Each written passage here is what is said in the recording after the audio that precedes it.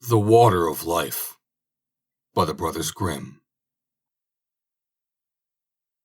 There was once a king who had an illness, and no one believed that he would come out of it with his life. He had 3 sons who were much distressed about it, and went down into the palace garden and wept. There they met an old man who inquired as to the cause of their grief.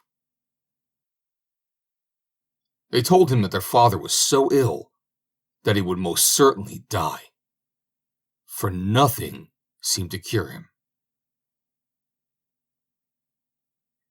Then the old man said, "I know of one more remedy, and that is the water of life. If he drinks of it, he will become well again. But it is hard to find." The eldest said, "I will manage to find it," and went to the sick king and begged to be allowed to go forth in search of the water of life, for that alone could save him. "No," said the king, "the danger of it is too great. I would rather die." But he begged so long that the king consented. The prince thought in his heart, "If I bring the water, then I shall be best beloved of my father, and shall inherit the kingdom." So he set out, and when he had ridden forth a little distance, a dwarf stood there in the road who called to him, and said, "Whither away so fast?" "Silly shrimp," said the prince very haughtily, "it has nothing to do with you," and rode on. But the little dwarf had grown angry, and had wished an evil wish. Soon after this the prince entered a ravine, and the further he rode, the closer the mountains drew together. And at last the road became so narrow that he could not advance a step further, and it was impossible either to turn his horse or to dismount from the saddle. And he was shut in there as if in a prison. The sick king waited long for him, but he came not. Then the second son said, "Father, let me go forth to seek the water," and thought to himself, "If my brother is dead, then the kingdom will fall to me." At first, the king would not allow him to go either, but at last he yielded. So the prince set out in the same road that his brother had taken, and he too met the dwarf, who stopped him to ask whither he was going in such haste. "Little shrimp," said the prince, "that is nothing to thee," and rode on without giving him another look. But the dwarf bewitched him, and he, like the other, rode into a ravine, and could neither go forwards nor backwards. So fare haughty people. As the second son also remained away, the youngest begged to be allowed to go forth to fetch the water, and at last the king was obliged to let him go.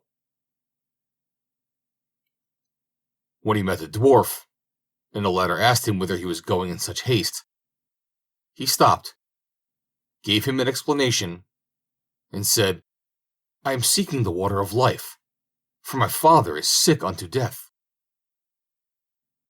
"Dost thou know, then, where it is to be found?" "No," said the prince. "As thou hast borne thyself as is seemly, and not haughtily like thy false brothers, I will give thee the information, and tell thee how thou mayest obtain the water of life. It springs from a fountain in the courtyard of an enchanted castle. But thou wilt not be able to make thy way to it, if I did not give thee an iron wand and 2 small loaves of bread. strike thrice with the wand on the iron door of the castle, and it will spring open. Inside lie 2 lions with gaping jaws. But if thou throwest a loaf to each of them, they will be quieted. Then hasten to fetch some of the water of life before the clock strikes 12. Else the door will shut again, and thou wilt be in prison. The prince thanked him, took the wand and the bread, and set out on his way. When he arrived, everything was as the dwarf had said. The door sprang open at the 3rd stroke of the wand, and when he had appeased the lions with the bread, he entered the castle, and came to a large and splendid hall, wherein sat some enchanted princes, whose rings he drew off their fingers.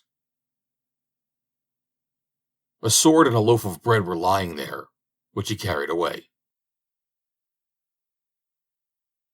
After this, he entered a chamber, in which was a beautiful maiden who rejoiced when she saw him, kissed him, and told him that he had delivered her, and should have the whole of her kingdom, and that if he would return in a year, their wedding should be celebrated. Likewise she told him where the spring of the water of life was, and that he was to hasten and draw some of it before the clock struck 12. Then he went onwards, and at last entered a room where there was a beautiful newly made bed. And as he was very weary, he felt inclined to rest a little. So he lay down and fell asleep. When he awoke, it was striking 11:45. He sprang up in a fright, ran to the spring, drew some water in a cup which stood near, and hastened away. But just as he was passing through the iron door, the clock struck 12, and the door fell to with such violence that it carried away a piece of his heel. He, however, rejoicing at having obtained the water of life, went homewards, and again passed the dwarf.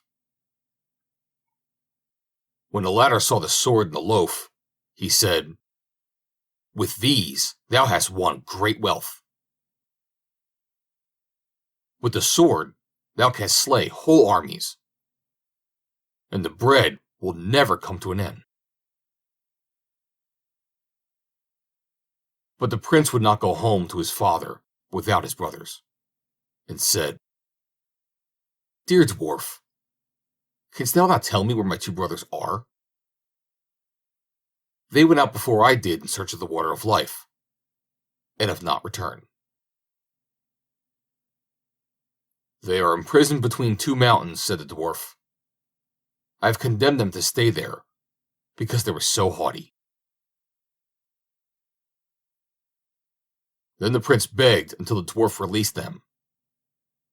But he warned him, however, and said, "Beware of them, for they have bad hearts." When his brothers came, he rejoiced, and told them how things had gone with him, that he had found the water of life, and had brought a cupful away with him, and had rescued a beautiful princess, who was willing to wait a year for him. And then their wedding was to be celebrated, and he would obtain a great kingdom. After that they rode on together, and chanced upon a land where war and famine reigned. And the king already thought he must perish, for the scarcity was so great. Then the prince went to him and gave him the loaf, wherewith he fed and satisfied the whole of his kingdom. And then the prince gave him the sword also, wherewith he slew the hosts of his enemies, and could now live in rest and peace. The prince then took back his loaf and his sword, and the 3 brothers rode on. But after this, they entered 2 more countries where war and famine reigned, and each time the prince gave his loaf and his sword to the kings, and had now delivered 3 kingdoms. And after that, they went on board a ship and sailed over the sea. During the passage, the 2 eldest conversed apart and said, "The youngest has found the water of life, and not we. For that, our father will give him the kingdom which belongs to us, and he will rob us of all our fortune." Then they began to seek revenge, and plotted with each other to destroy him. They waited until they found him fast asleep. Then they poured the water of life out of the cup and took it for themselves. But into the cup they poured salt seawater. Now therefore, when they arrived home, the youngest took his cup to the sick king in order that he might drink out of it and be cured. But scarcely had he drunk a very little of the salt seawater, then he became still worse than before. And as he was lamenting over this, the 2 eldest brothers came and accused the youngest of having intended to poison him, and said that they had brought him the true water of life, and handed it to him. He had scarcely tasted it when he felt his sickness departing, and became strong and healthy as in the days of his youth. After that, they both went to the youngest, mocked him, and said, "You certainly found the water of life, but you have had the pain, and we the gain. You should have been sharper, and should have kept your eyes open. We took it from you whilst you were asleep at sea, and when a year is over, one of us will go and fetch the beautiful princess. But beware that you do not disclose all of this to our father. Indeed, he does not trust you, and if you say a single word, you shall lose your life into the bargain. But if you keep silent, you shall have it as a gift." The old king was angry with his youngest son. I thought he had plotted against his life. So he summoned the court together and had sentence pronounced upon his son, that he should be secretly shot. And once when the prince was riding forth to the chase, suspecting no evil, the king's huntsman had to go with him. And when they were quite alone in the forest, the huntsman looked so sorrowful that the prince said to him, "Dear huntsman, what ails you?" The huntsman said, "I cannot tell you, and yet I ought." Then the prince said, "Say openly what it is. I will pardon you." "Alas," said the huntsman, "I am to shoot you dead. The king has ordered me to do it." Then the prince was shocked and said, "Dear huntsman, let me live. There, I give you my royal garments. Give me your common ones in their stead." The huntsman said, "I will willingly do that. Indeed, I should not have been able to shoot you." Then they exchanged clothes, and the huntsman returned home. The prince, however, went further into the forest. After a time, 3 wagons of gold and precious stones came to the king for his youngest son, which were sent by the 3 kings who had slain their enemies with the prince's sword, and maintained their people with his bread, and who wished to show their gratitude for it. The old king then thought, "Can my son have been innocent?" and said to his people, "Would that he were still alive. How it grieves me that I have suffered him to be killed." "He still lives," said the huntsman. "I cannot find it in my heart to carry out your command. and told the king how it had happened. Then a stone fell from the king's heart, and he had it proclaimed in every country that his son might return and be taken into favor again. The princess, however, had a road made up to her palace, which was quite bright and golden, and told her people that whosoever came riding straight along it to her would be the right wooer, and was to be admitted. And whoever rode by the side of it was not the right one, and was not to be admitted. As the time was now close at hand, the eldest thought that he would hasten to go to the king's daughter and give himself out as her deliverer, and thus win her for his bride, and the kingdom to boot.